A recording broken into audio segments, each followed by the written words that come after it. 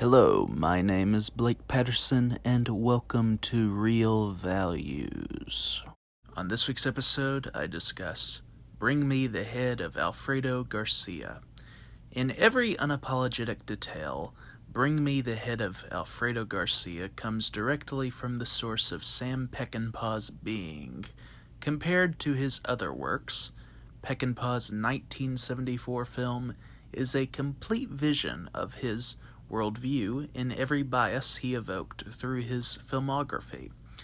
As politically incorrect as he can be, the charge of Peckinpah's filmmaking sends a shock through your system, particularly in his montage editing, when he is at his best, which allows you to understand even if you do not share the belief.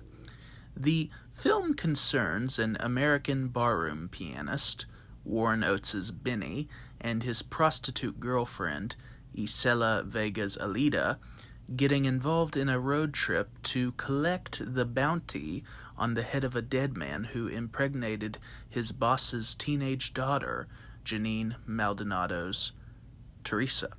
From how El Jefe, played by Emilio Fernandez, and his men treat Teresa, to the boundless nature of ruthless men committing to their goals no matter the cost, Peckinpah throws you into the dirt with his view of a violent, patriarchal society, and recognizes himself within that world through Benny's destructive moments. For the first half of Bring Me the Head of Alfredo Garcia, we acknowledge and feel the passion that Benny and Alida desire for a better and more traditional life through marriage after they find the head and collect the bounty.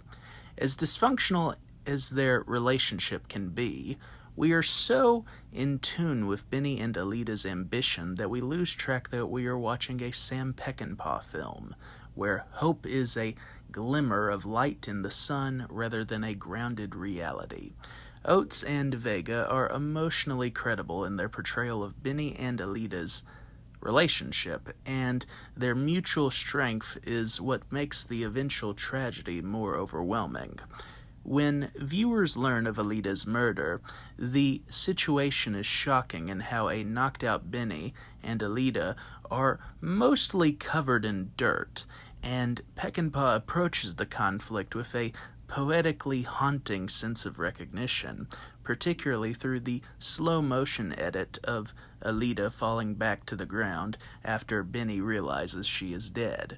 As the death of Alita and their aspiration seeps into Benny's soul, Bring Me the Head of Alfredo Garcia becomes haunted in its rhythm by conveying Benny's self-destructive journey not merely through greed, but in dancing with death as an avenger of what has been robbed of him. We suspect Benny's life will end tragically before our eyes, but there is suspense in not knowing how and when it will happen due to the film's structure.